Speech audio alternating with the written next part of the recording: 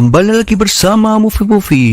Kali ini Mimin akan merangkum sebuah film yang berjudul The Last Stop in Yuma County tahun 2024. Film yang bergenre kriminal ini tetap menegangkan namun sedikit dibumbui dengan aksi komedi. Daripada banyak basa-basi, langsung saja inilah dia.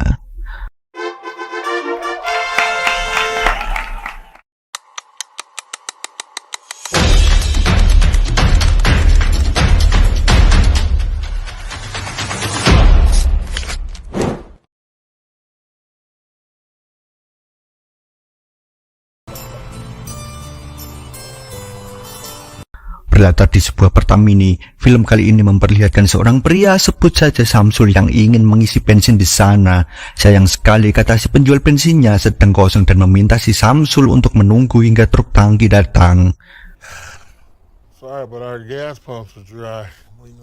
Daripada gabut, beliau ini pun pergi ke warung kopi di sebelah pertamini itu. Sambil memesan kopi, si Samsul pun sedikit curhat dengan mbak-mbak warung kopi itu kalau dia sedang buru-buru untuk datang ke ulang tahun putrinya. Namun sayangnya, dia malah kehabisan bensin di saat yang kurang tepat. Salesman. Yeah. Figure why not try and make us. It's my daughter's birthday tomorrow and I get to spend today with. If you want to use the telephone, let your daughter know you might be running late. It's Tak lama kemudian datanglah dua orang yang bernama Beliau dan Travis yang ternyata bernasib sama seperti si Samsul. Yaps, beliau ini kehabisan bensin dan terpaksa menunggu juga kedatangan truk tangki. Out of gas. So I'm waiting for the fuel truck to get here. Should be any. Then I guess we'll wait at the diner. some coffee. Yeah. Kita kembali lagi ke si Samsul bersama si mbak-mbak warung kopi itu yang bernama Charlotte. Mereka gibahin kalau mencurigai dua orang yang baru datang itu. Berdasarkan berita yang ia dengar dari radio, ciri-ciri mobil dua orang tersebut sama persis dengan pelaku perampokan tadi pagi. About the bank robbery this morning? Buckeye.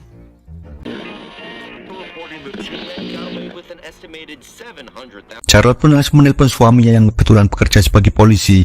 Namun si dua racun ini menyadari gelagat aneh dari Charlotte dan memutus kabel telepon untuk mencegah dia mencari bantuan.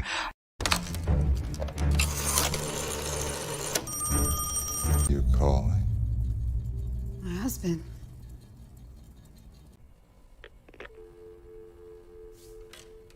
Damn it, see.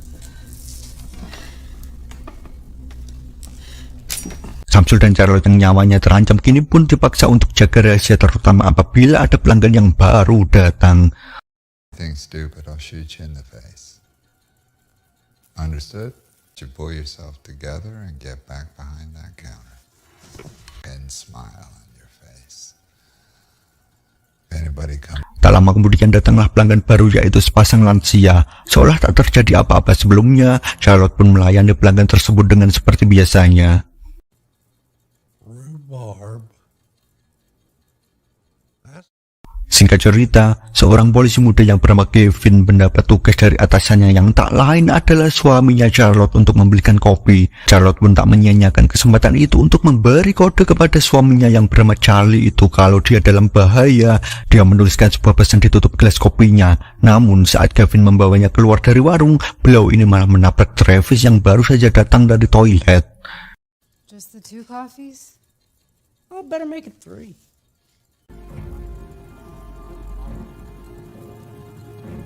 Coffee. Oh, he hates it. Yeah, Charlie's.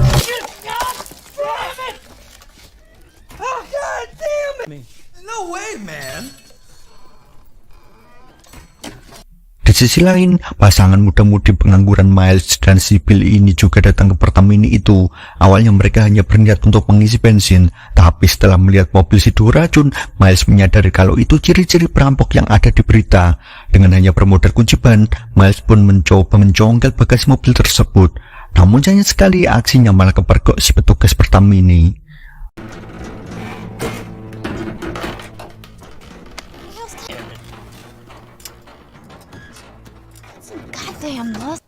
Yeah, there ain't nobody. People at the diner waiting for the fuel truck to show up.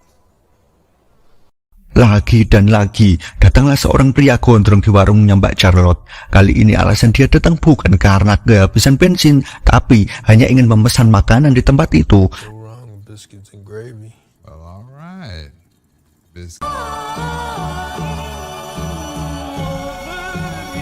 Dan kini suasana menjadi menegangkan tatkala Biao menyandra Charlotte untuk ditukar dengan mobil si gondrong tadi untuk melarikan diri. Namun di luar prediksi BMKG, ternyata semua orang di warung itu membawa senjatanya masing-masing.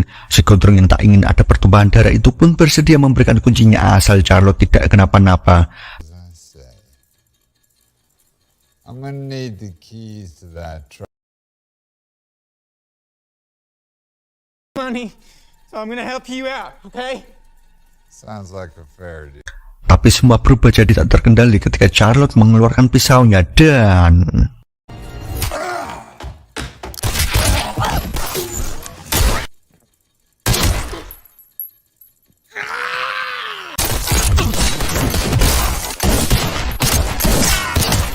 Semua orang pun kehilangan nyawanya kecuali si Samsul dan Sibyl.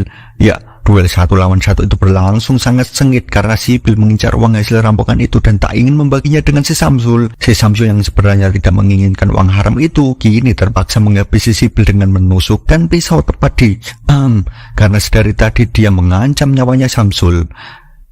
I told you I'm taking that money. Yeah, take the money. That's fine. You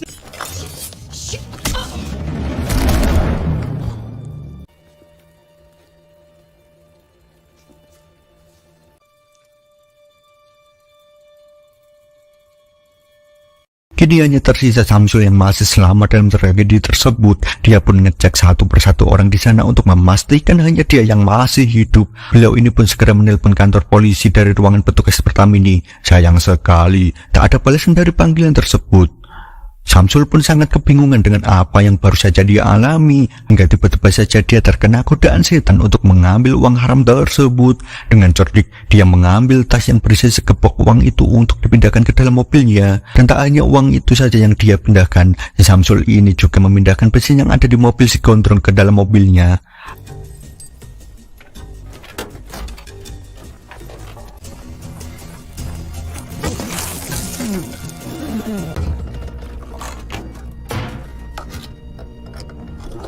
Tapi rencana Samsul untuk melarikan diri itu harus tertunda ketika sepasang pasutri sebut saja Yanto dan Yanti itu datang ke warung untuk melihat korban yang telah berjatuhan. Samsul yang tak ingin menjadi tersangka itu pun mencoba menahan pasutri itu untuk menelpon polisi. Tapi mereka tidak percaya begitu saja, hingga si Samsul mencoba memberi uang untuk tutup mulut buat mereka.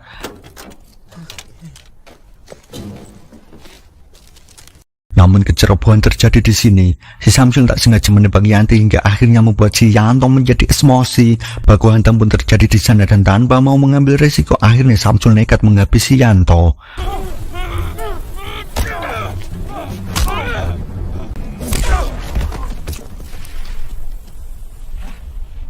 Dengan perasaan lega bercampur panik itu, si Samsul akhirnya bisa meninggalkan tempat tersebut.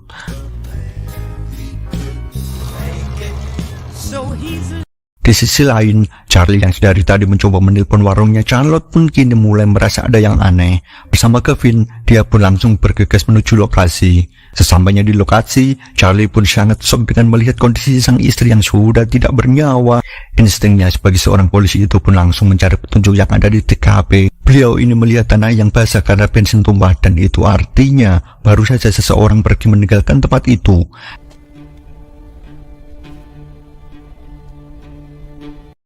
Charlie juga menemukan seorang bayi di dalam mobil pasutri tadi. Untung saja keadaannya baik-baik saja.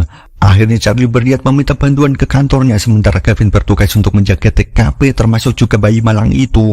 Call for backup. wait, what? You sheriff, just wait a second. Kita kembali lagi ke si Samsul. Yaps, beliau ini tidak menyadari kalau sedari tadi tangki mobilnya bocor. Alhasil mobilnya mogok di tengah jalan. Dengan membawa tas yang penuh dengan uang, Samsul mencoba mencari sesuatu di sekitar sana. Dari kejauhan dia melihat ada truk yang sedang terbalik lengkap dengan sopirnya yang mampus. Samsul pun merasa sangat beruntung. Ternyata truk itu bermuatan bensin yang seharusnya mengantarkan ke tempat Pertamini tadi. Namun belum sempat mengambil isi bensin tersebut, keberadaan Samsul akhirnya diketahui oleh Charlie.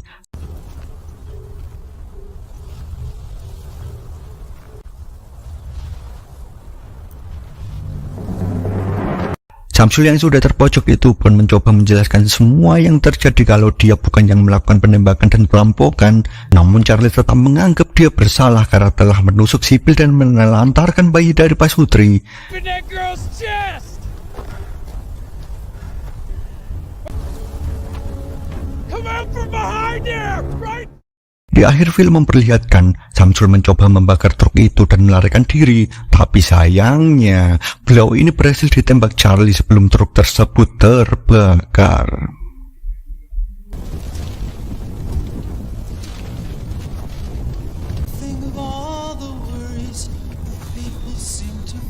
Saatnya kita bilang tamat.